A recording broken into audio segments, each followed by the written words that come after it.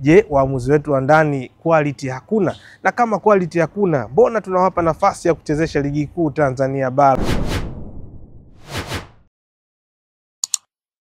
Kuelekea dabi ya siku ya tarehe 25, naizungumzia siku ya Jumatano, tayari kila ambacho wengi walikuwa nakisubiria kimeweza kuamuliwa. Hapa nawazungumzia waamuzi ambao watakwenda kuchezesha hii dabi, kitu ambacho kimekuwa surprise na wengi ambacho hakukitegemea kuweza kuona waamuzi kutoka nje ya Tanzania. Kuna maswali mengi, pengine watu wanajiuliza nini sababu ya kwenda kuwachukua waamuzi wao kutoka nje. Je, waamuzi wetu wa ndani quality hakuna? Na kama quality hakuna, mbona tunawapa nafasi ya kuchezesha ligi kuu Tanzania bara?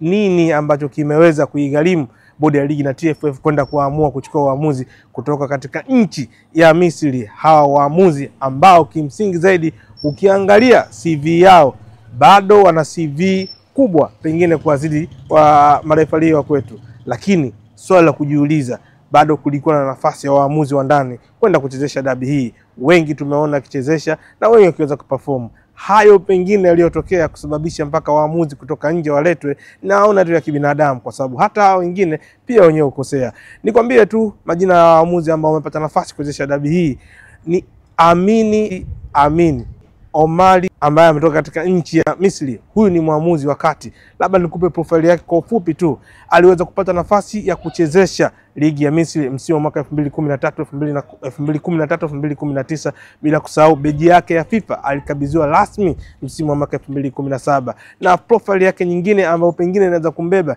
ni msimu wa mwaka 2017 alichezesha World Cup ya Under 17 nchini Brazil. Kwa hiyo ukiangalia hiyo profile yake ya mwaka 2017 kupata nafasi ya kuvaa beji ya FIFA, 2013-2019 kuchezesha ligi ya Misri, na 2019 alipata nafasi ya kuchezesha kombe la dunia la Under 17 nchini Brazil. Hiyo ndio profile yake kubwa ambayo hanayo, na hatimaye bodi ya ligi pamoja na TFF waliamua kumchukua na kuweza kumpa nafasi ya kuwa mwamuzi wa kati, bila kusahau waamuzi wa pembeni nao watoka katika nchi ya Misri. Mtu pekee ambaye amepata nafasi katika mchezo huo kutoka nchini Tanzania ni Kamishna ambaye anatoka katika mkoa wa Tanga. Hawa ndio waamuzi na watu wamepata nafasi kuelekea katika mchezo huo wa dabi ya siku ya tarehe 25. Mimi naitwa Martin Mwakiposa, mtu na viatu vyake, natokea Dimba la Michezo. Usisahau pia kutufollow katika mtandao wetu wa kijamii. Nazungumzia TikTok, tunapatikana kwa Dimba la Michezo, bila kusahau pia Instagram tunapatikana hivyo hivyo kwa Dimba la Michezo. YouTube tufuatilie kule, tunapatikana kwa Dimba la Michezo. Mimi naitwa Martin Mwakiposa, mtu na viatu vyake.